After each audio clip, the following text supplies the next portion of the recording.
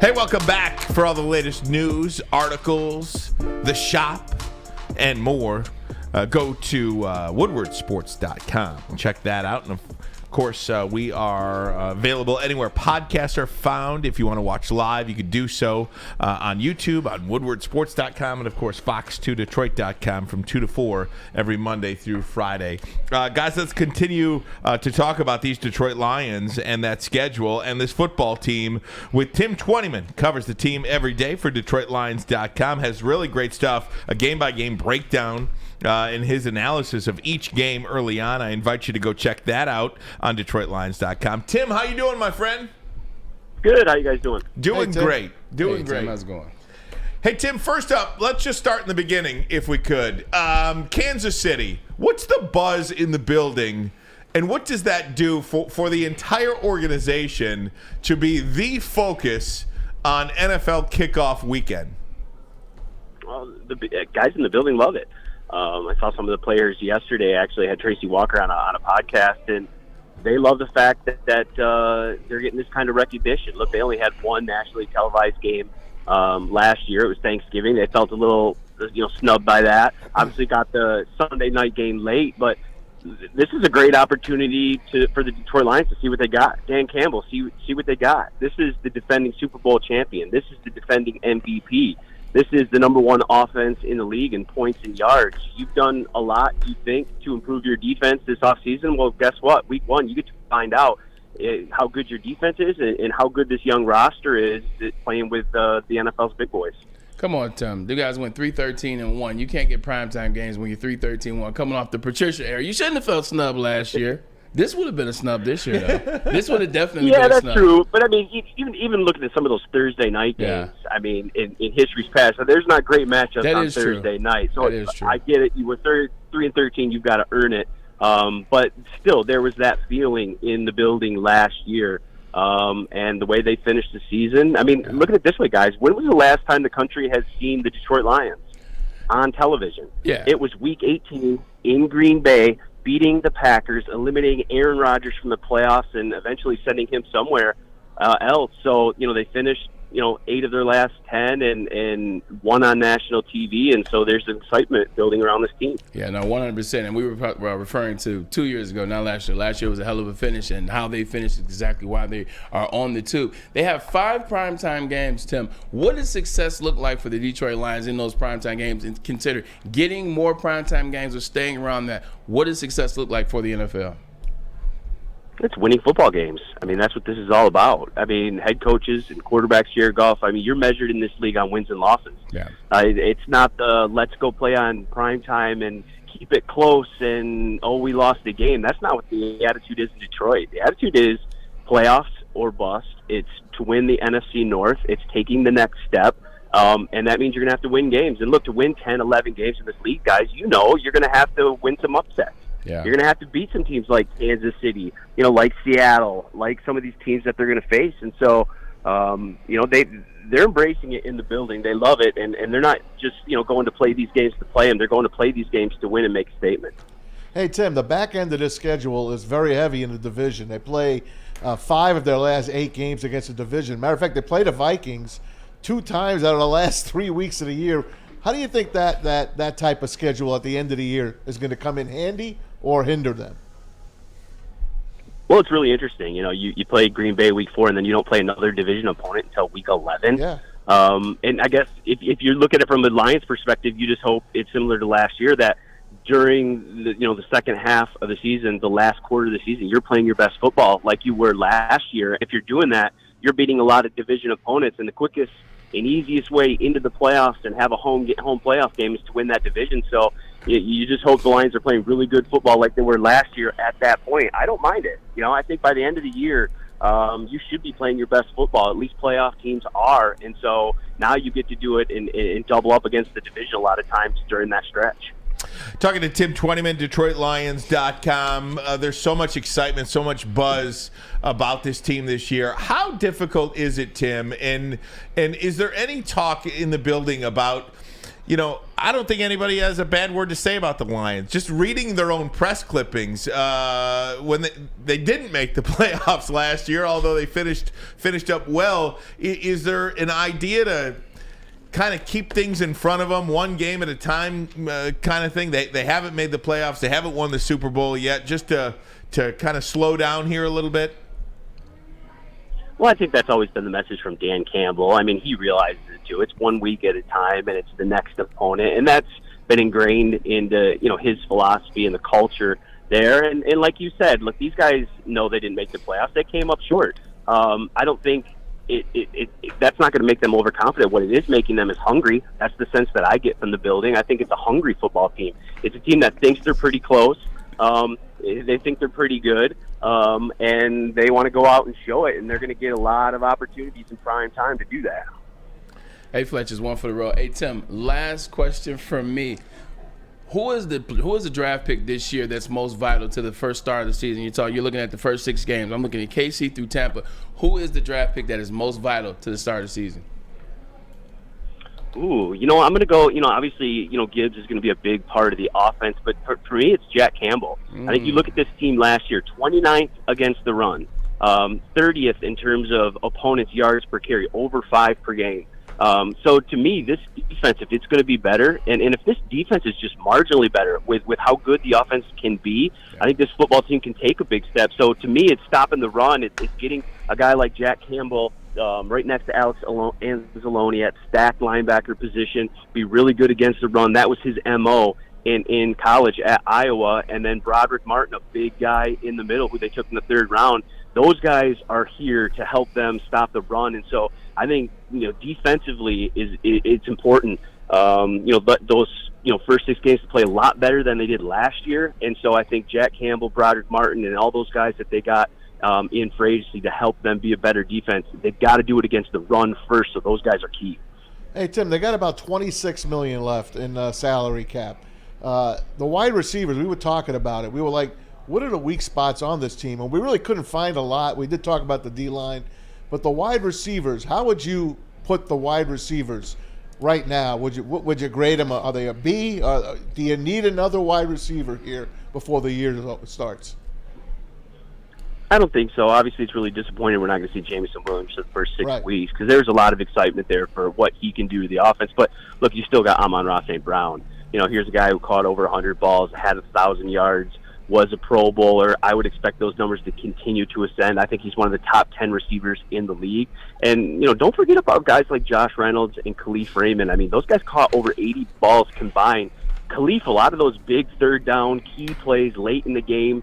Jared Goff really trusts those guys. And then you brought in a guy like Marvin Jones Jr., who's, one of the best in the league in terms of the 50-50 balls, can still make plays. So, I think they're okay there. In Sam Laporta, is the tight end they took in the 2nd round, he split his time almost 50-50 in line and then in the slot and out wide. The Lions view him as a weapon, kind of like Gibbs. He's not going to be just a guy that's lined up next to the tackle. They're really going to use him in the passing game. So I think that supports the passing game. It helps the receivers out a little bit too.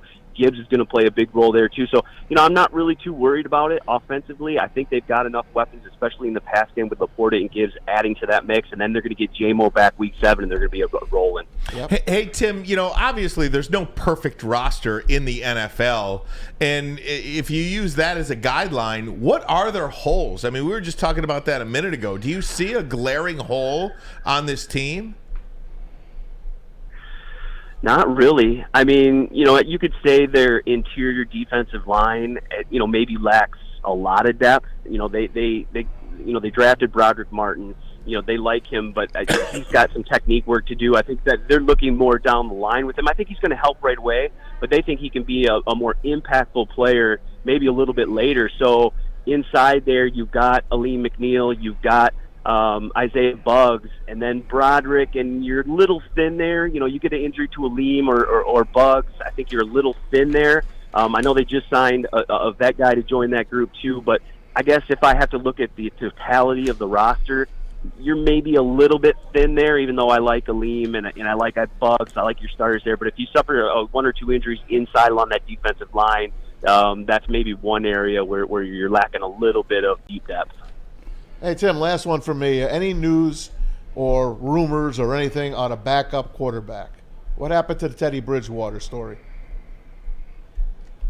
Yeah, the Lions did reportedly have that offer into Teddy, and look, Teddy's smart. He's going to wait till after the draft. He's going to evaluate the situations. I'm sure he's a guy who wants to have an opportunity to start in this league. So you maybe see after the draft what teams did, who's still looking at quarterback, what your options are.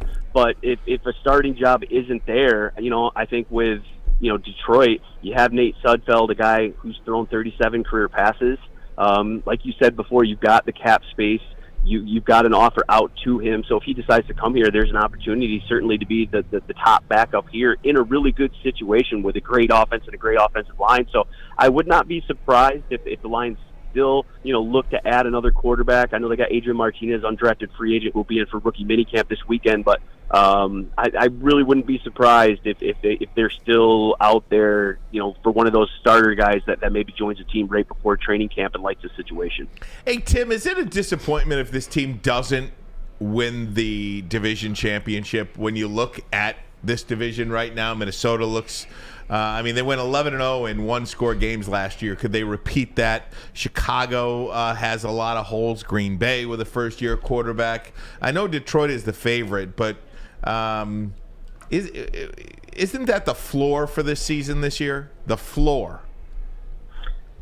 Yeah, I think they would be disappointed. I think, look at it this way. I mean, for the first time in, 3 decades, you don't have somebody in Green Bay named Brett Favre and Aaron Rodgers, a first-ballot Hall of Famer.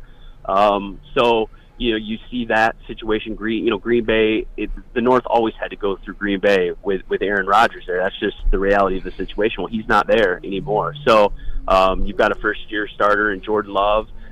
You mentioned Chicago. I think they're still a little bit away. They still got to add some pieces. And then, Minnesota really didn't improve themselves this offseason. So I think if you're the Detroit Lions, you've got to think you're the favorite going in. At least that's got to be the mentality. And that's got to be the goal. I think, the goal is to make the playoffs, whether that's a wild card, but you prefer you to win the NFC North, host a playoff game at Ford Field, and I think that opportunity is right in front of them. Hey, Tim, let me ask you a question. Last year, the Lions had a lot of players from that draft that played well in the season, especially towards the end of the season. What's the year 2 guy that you're looking forward to have the most impact? I'm talking about a player to become a Pro Bowler and become a stud with this Detroit Lions team. I got a guy, but I'll let you go that's first. A good question. Yeah, it's a good question. Kirby comes to mind right away, but I'm going to go with Aiden. I just look at what Aiden did last year and how he was playing at the end of the year. The 9.5 sacks. Look at the 3 interceptions. Just the impact that he had, and that guy is just all about ball.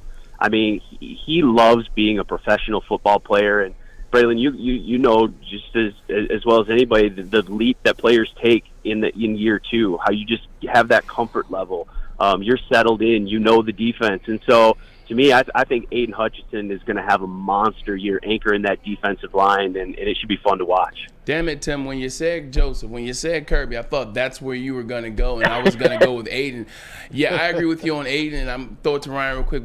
I agree with you on Aiden, but for a different reason. We had Cam Sutton on the show earlier this week, and one of the things is he's coming from T.J. Watt, and I asked him this question. See, I know how competitors are. Aiden's going to be asking a lot of questions about T.J. Watt. What was T.J. Watt doing? What was T.J. like? How was he reading this defense? How was he taking on this double team? Guaranteed there are a lot of questions because Aiden Hutchinson wants to take that next step. And last time I checked, T.J. Watt's the best off the end. So I think it's because of that. Go ahead, Ryan. Hey, Tim, let me ask you about the other guy that they took last year, and that's Josh Paschal. What's the expectation from him, and is he healthy this year? Yeah, he's healthy. He's ready to go.